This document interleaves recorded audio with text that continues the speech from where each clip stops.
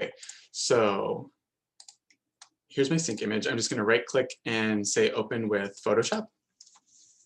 So that'll open this image.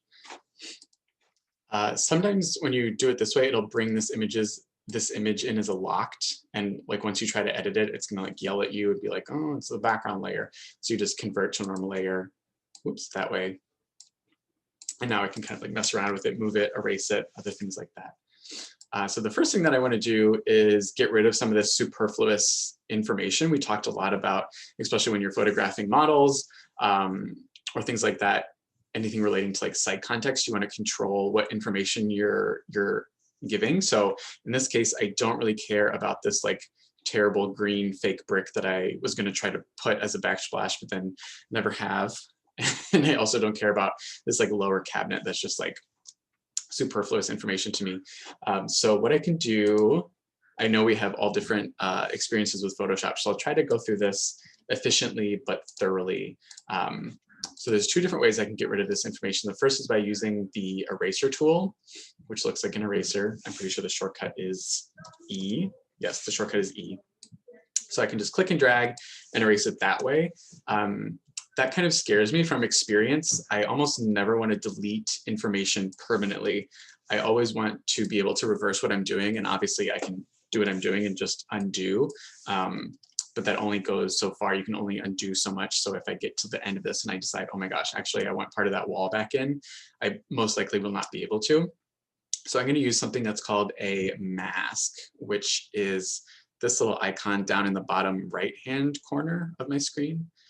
It's this little rectangle with a circle in it. I'm not sure what the shortcut is for that. I'm sure you can also go to like layer. In Photoshop, there's always like a bunch of different ways to do one operation. So I'll just show you this way. So I'm going to click on this little button, the rectangle with the circle in it, and that's going to give me, if you can look over here in the layers panel, it just popped up this white box. And essentially what that does is it's a black and white layer. There's no colors involved in that little white box. And if something is all black in that layer, it will remove it. If it's all white, it will show it, and then anywhere in between will kind of give it an opacity. So just to show you what I mean, I have my paintbrush. It's set to hard round.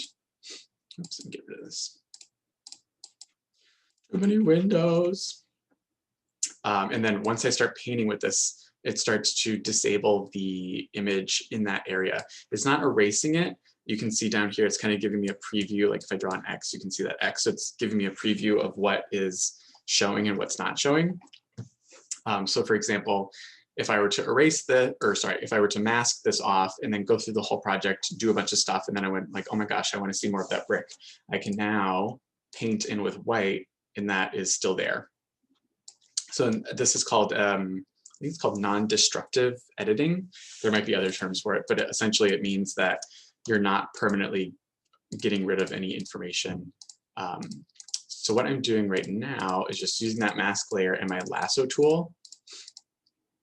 And I did that very quickly, I realized, but it's, let me cut this out. I'll be doing lots of lassoing, so I'll have lots of opportunities to explain what's going on. Essentially, I'm just clicking point by point, a little sloppily, albeit, and kind of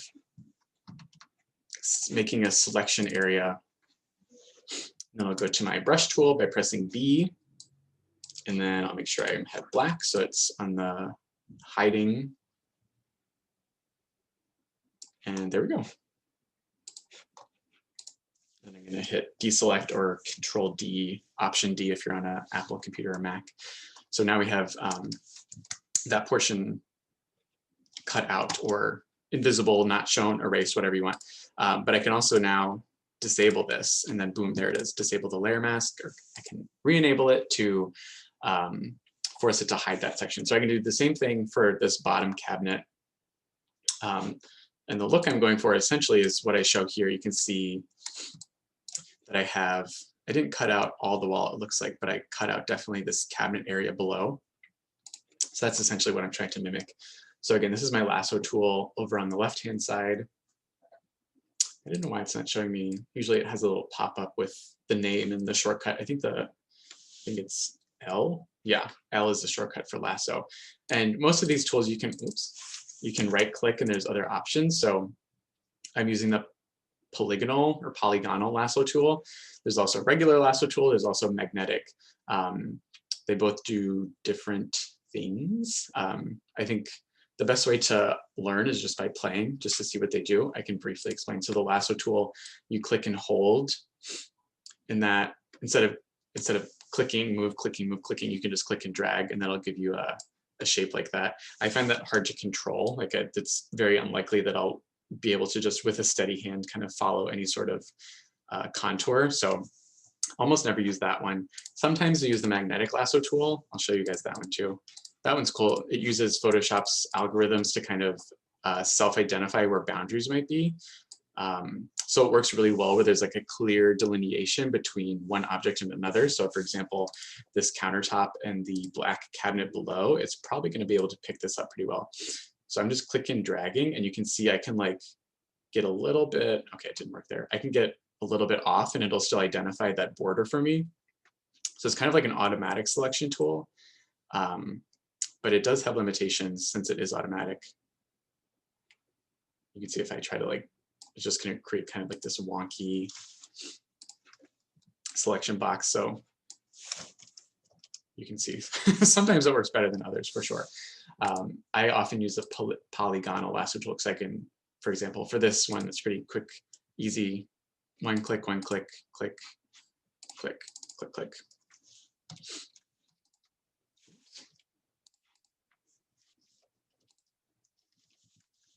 There we have our sync.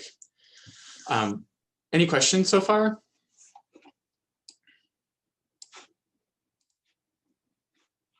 Okay, cool. I'll just keep rolling, but you guys stop me if you want me to repeat a part or anything. Okay, so I cut that out. The next part I want to do, going back to our, if I still have this final image up, the next thing I want to do is add this sunken city. So again, I've already gone to my pantry, which is Google, and gotten all my ingredients. So I already have all these in my folder. And then I'm going to throw them into the pot that is Photoshop. So for this image, I kind of just eyeballed it. I played around with it a little bit. I think at the time, I think I flipped it. You can see the taller buildings in my final image are on the other side, but actually I'm kind of liking how this is working now. So I'm going to do something very similar, kind of situate this where I think I want it to go. I'm going to use this opacity slider over here. If you've worked with Adobe tools in the past, they almost all have an opacity slider somewhere. But this just increases or decreases the visibility of your layer. So this way I can now see where the boundary of my sink is. So I'm going to do something similar to the sink. I'm going to mask off part of this layer. So I'm going to create a mask, rectangle with a circle in it, that button, and then I'm going to use my lasso tool and kind of cut out around the sides here.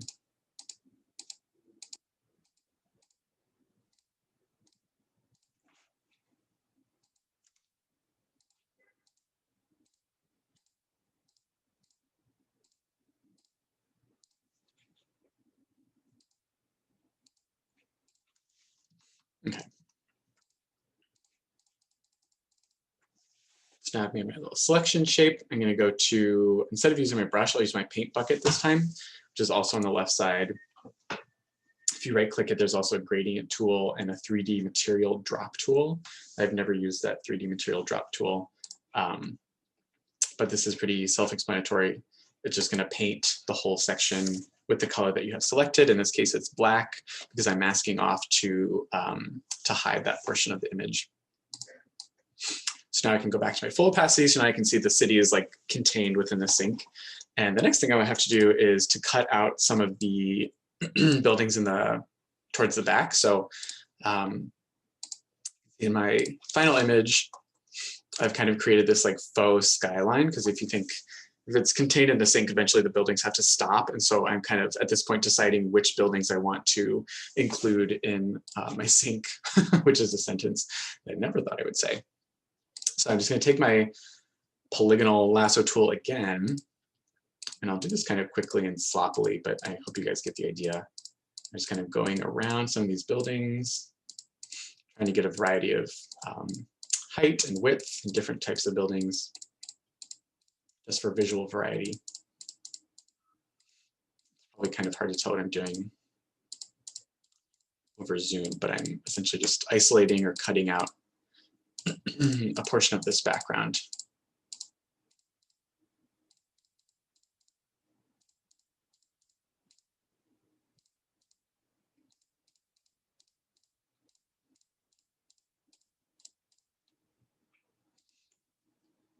So again, just to reiterate, I'm not expecting you guys to use this method for your work, but you are more than welcome to use this technique. Okay, so another cutout area. When you make a selection, it does this like little marching ants sort of thing. I don't know if you can see that, this border around. So I'm gonna go to my paint bucket tool. The shortcut is G, so I'm pressing G to get to that, and then just clicking once.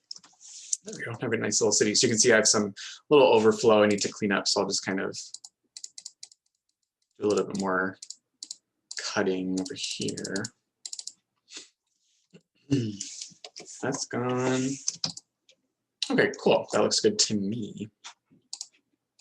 So next we're going to talk about color adjustment, which is something that I think is super useful. Whether you're color correcting a photo of your drawing to make sure that the background is white, or you're like adjusting a model image to get a different color that you're interested in. This time I'm going to use it. You can tell this photo was taken. I wonder if I still have it open. I do not. This photo is like kind of a little washed out. It's not really the same contrast value as my base image. So for that reason, I'm going to use some adjustment layers to kind of even that out. And I think the one I'm going to use is called levels. And I always use a shortcut, so I'm honestly not sure where it is. Oh, there it is, levels. So I'm in my adjustments panel in levels. And just like I've said before with any program, your user interface might look different than mine once you open it. I have forgotten now what the defaults are. But for most programs, you can go to a tab called Window, and that will have most of the like panels or tabs that you could ever want. So for example, right now, the one that I'm in is called Adjustments. So I'm in Adjustments, I go to Levels, and sometimes there's a whole different slew of ways to use this. For this example, I'm just going to try Auto, which looks like it didn't really do much. So another thing you can do is select black and white points, which is sometimes really useful. So I'm going to pick a black point, and then I can click somewhere on the image, and you can see that just dramatically changed. It kind of, you're telling it, okay, the point that I'm picking there, I want that to be black, and it'll kind of adjust everything else accordingly. And you can also see that that changed my whole image, which is actually kind of cool. It's not really what I was interested in. I'm not mad at it though, but if you wanted to just contain that adjustment layer to just one image, you can do something called clipping. And you can do that by, I think if you select two layers, clipping mask, no. Oh yes, I had it. So sorry, if you just select the top layer and say create clipping mask, it'll snap it. Essentially, it's telling it, okay, I only want you to adjust the layer that's directly below it. So in this case, let me label these so it's a little easier to tell. This is sink, city, this is adjustment one. I'm not sure if I spelled adjustment correctly. But anyway, I can toggle this on and off with this little eyeball icon on the left side of the layers panel to turn that on and off. And you can see it, the photo kind of just like sits better within the image now that I've done that. And just like any other layer, you can adjust the opacity of this. So if I decide I don't want that, you can just go to 0, or I can delete the layer, or you can go somewhere in between. So that's the city. I'm gonna do, let me look back at my, I'm gonna do one more thing to this to make it seem like it's situated within the sink. Light is really important when you're making these collages. So I'm just going to create a little shadow that's going to emphasize the depth that we would see if there was actually all these structures inside the sink. So I just made a new layer. There's a shortcut for this. It's Shift Control N on a Windows, probably Shift Command N. But you can also go to Layer, New Layer, and that'll give you the shortcut. You can also do this little plus sign down here. That'll give you a new layer too. Anyways, lots of ways to do it. Oh, by the way, if you ever find, do you see how like I'm on my brush tool and sometimes you get the crosshairs? That's probably because your caps lock is on. So if that happens, just hit caps lock and then it should give you your nice circle. So I'm on my brush tool. I'm going to go to a soft round brush to give me like a nice fuzzy situation. And then I'm going to go to, when I add shadows, this is just to like, this is a personal choice. I never like to use black or even gray. I think it has the ability to deaden an image pretty quickly. Usually what I'd like to do is pick a color from the image itself. And that kind of helps the colors all kind of jive together. So when I'm in my color picker, by the way, is right down here at the bottom left side, these two swatches. It gives you two, just so you can like easily flip back and forth between, they call it a foreground and a background color. I don't really understand why it's called that unless you're like painting or something, which some people use Photoshop for. Anyways, click on that and that'll give you this color picker. So you can see as I hold my mouse down and slide around my image, it's selecting the pixel that it's on at that point and telling me what color it is, the RGB value. I'm into this green color of this Everspring soap, so I'm going to use that one. And then brush size, you can adjust, again, a couple ways. You can go up here to the brush and say size. You can also use your brackets. I don't know if you can see this. Hold on, let me open my camera.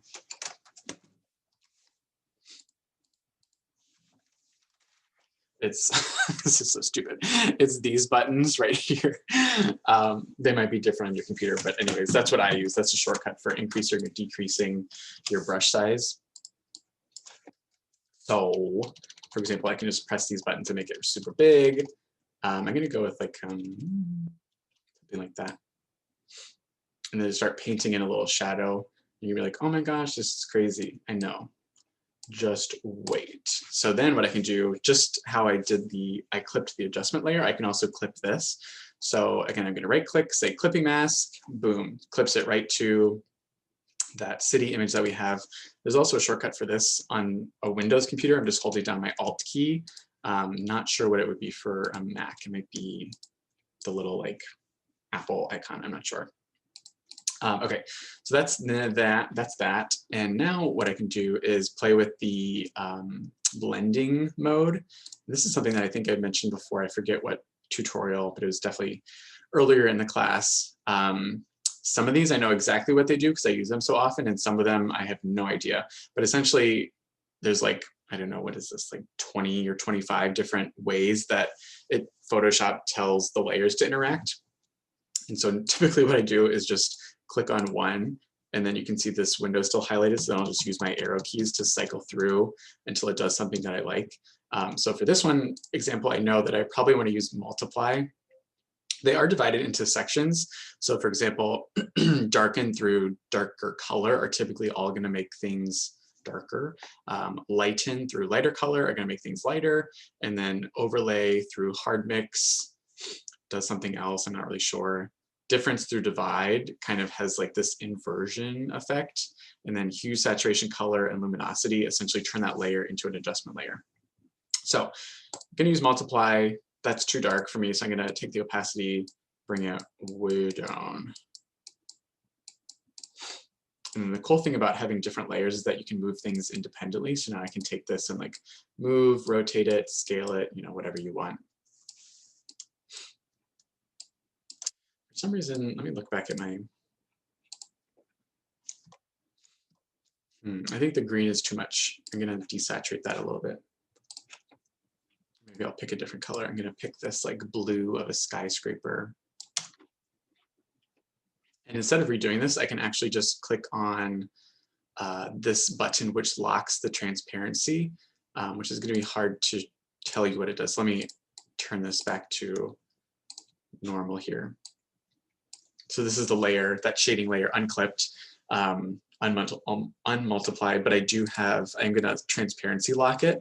So that tells Photoshop that you can't alter anything that doesn't already have something in the pixel. I'm not explaining this well, but let me just show you. So now that, oops.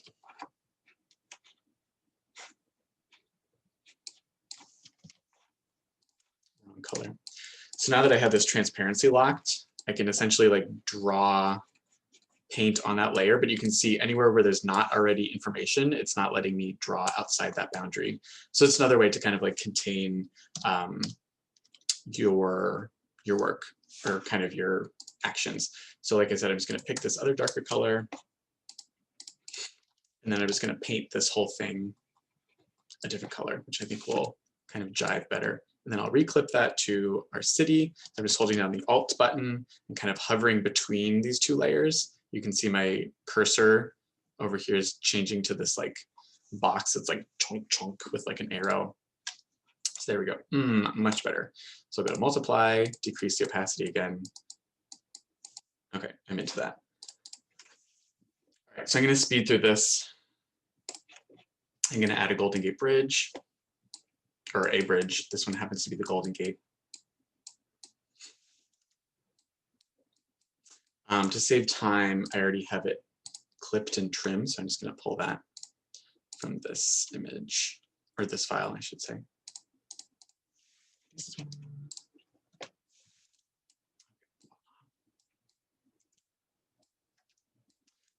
Actually, something that I didn't show, maybe I won't do this, hold on. You can tell this image isn't like quite the same perspective.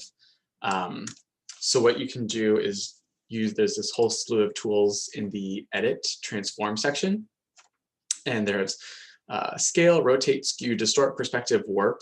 So there's a bunch of different tools you can use to kind of like change an image. This is especially important in architecture when you have like a bunch of different planes and perspectives and you need to like match something to a specific angle. So for this one, I'm just going to use something that's kind of already built into the transform tool. And I'm just going to hold down Control on my computer, and I can take these corners and just click and drag them. And you can see I can pretty easily start to distort this so that it better fits my image.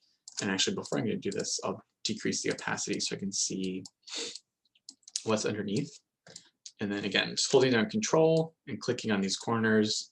Again, I find it's best just to play with this to figure out how it works. It would be almost impossible for me to explain it.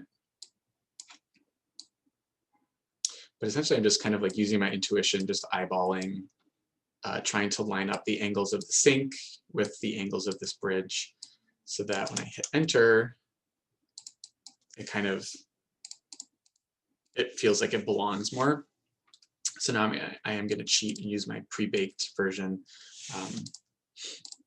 You can see here there's a couple gaps where I cut out the bridge so that there's some buildings that are going in front of it, which I think helps push the like perspective element of this, or the realism. So obviously that doesn't really match up now. So since I did that using a masking layer, I can just delete that masking layer. Boom, there's the rest of my bridge. And I can go on my merry way. So let me turn this opacity down again and kind of identify maybe a couple buildings that would be in front of this bridge. So I'll make a new masking layer, go to my lasso tool, and then just start to make some cuts here. Oops. You can hit escape to get out of a selection usually.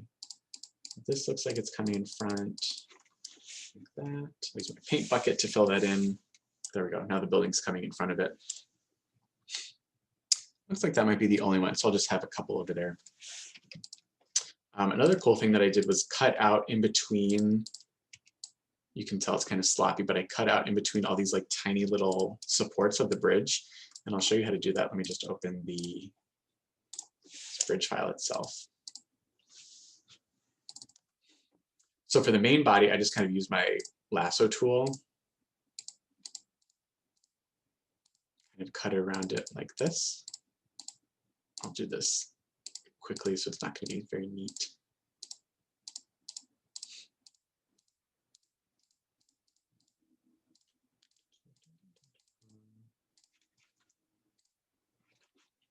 That's another cool trick. You can also make a selection, and then while you have the selection active, you can click on the mask tool, and that'll create a mask with that selection. So, but obviously you can see there's a bunch of blues. If I were to cut that out by hand, I would die. That would not be fun.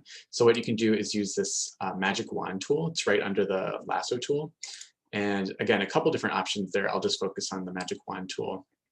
And what this allows you to do is you select a place, and then it'll select all of the information that matches that color. And it uses this tolerance function. So the less tolerance you give it, the more specific it will be, and the more tolerance you give it, the more wide-reaching it will select. So for example, if I make this tolerance 5, it's going to select a much smaller area because there's much less of the image that is 5 tolerances away from that exact color that I picked, if that makes sense. On the other hand, if I use 50, it's going to be like, whoa, that's everything, almost. And I'm also taking advantage of one of the functions of this tool, which is called contiguous. So if you select contiguous, it's only going to, this is difficult to explain, it only selects things in that color range within a certain area. So you can see it's, right now it's bounding the selection to a couple cutoff points. So it's noticing that there's like red kind of all the way around the blue area that I selected.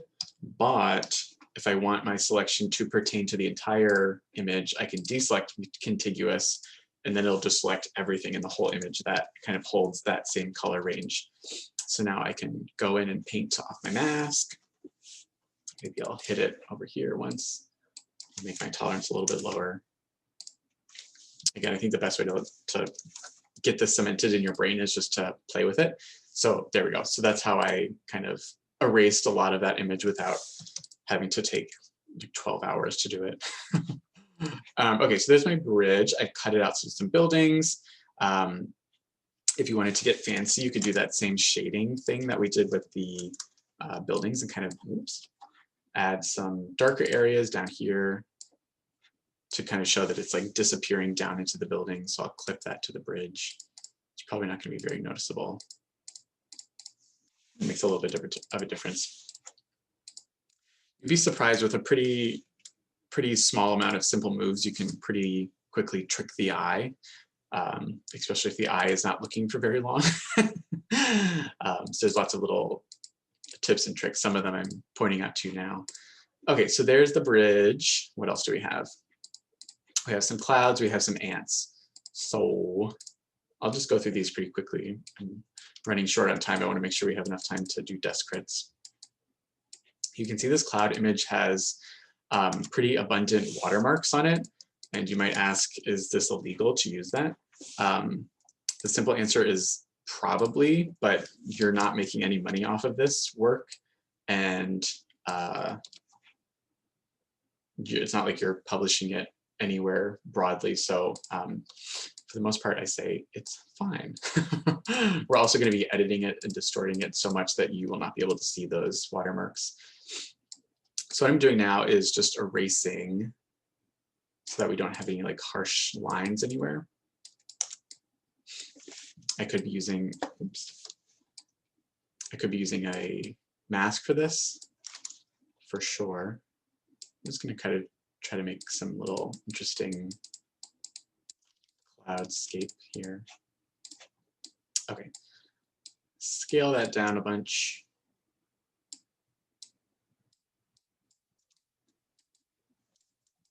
On the other one, I copied it, maybe like erased some more. Just get some good variety.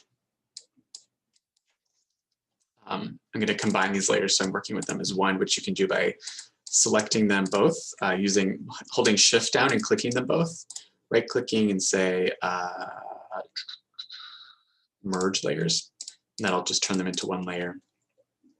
So now we're going to play with blending modes again. So I'm pretty sure, actually I'm gonna do one thing first. So that I don't like the blue colors a little distracting. So I'm gonna go to adjustment layers, desaturate it, clip that right to the clouds, clouds only. So now I can see the before after, blue, not blue. And I'm also gonna increase the contrast. So I'll go up to brightness contrast, pump that contrast up a lot, duplicate it. So that's even more. Yeah, maybe darken it a little bit. And then what I can do, I know from experience that I can use the screen blending mode, and that knocks out all the black or all the darker colors. So now I'm just left with this like ethereal, nice white little cloud puffs, which I think works really well. Okay, now for the ants. Ants are pretty similar. Just gonna drag them in here. I think I ended up only using, oops. It's very careful with your layers. It's easy to kind of get them confused, especially if you're working quickly and not labeling them like I am. I think I only ended up using this line of ants and I just duplicated that a lot. So I'm gonna use that. Usually when you pull in outside images, it has them as a smart object, and you can tell that because it has this little like file icon in the bottom right of the layer thumbnail. So what you can do to remove, so for example, if I were to try to like cut something out of this, I don't think it'll let me. Yeah, because it's like kind of locked. So you can right click and just say rasterize layer, and that removes any of the like, this might be linked to the file that I just pulled in. So there's like, it's protecting it from corruption, or not corruption, it's protecting it from editing. So you can just rasterize and say, you know what, I'm fine. Just let me do what I want. Okay, so I'm gonna pull those out. And then I'll use the same blending mode screen, or sorry, I'll use multiply. Multiply knocks out all the white, screen knocks out all the black. So I'm kind of lucky in this case, all my ants are black and the background is white. So it's a pretty simple operation to just knock out that white background, excuse me. So I'll just kind of march these around. Again, not interested in getting like super technical with this. This is essentially the equivalent of like a sketch, but in Photoshop is how I like to look at it. You can see how pretty quickly in just like 40 minutes or so, we've created this pretty compelling image, which is the exact same basis of my reasoning for using it in that professional context as well. So there we have it. I think I did a couple more adjustments to the final image. I think I made the background image monochrome and maybe adjusted the opacity, which is like some finessing that you can do. Oh, look how cool that looks. A little bathtub of a city. I'm just gonna kind of gray out, or white out, I should say, this background image. Add another layer behind it. By the way, this like checkerboard pattern that you're seeing is the kind of like the visual code for transparency. So anywhere you see a checkerboard, that's Photoshop telling you like, hey, there's no pixels, there's no information there. But like if I fill it with a color, for example, maybe I'll pick this cool red color. Ooh. I don't like it. I'll just do white. And then I want to desaturate the sink. So the emphasis is completely on my design in the middle. And there you have it. Simple, quick collage using lots of different tools. Oh, that was the crop tool. Sorry, I'm doing things so quickly. You can go to crop here on the left side and then kind of adjust the canvas size. Voila. So again, I'll stop recording now. I'll save that to YouTube so you guys can watch it back later if you want to.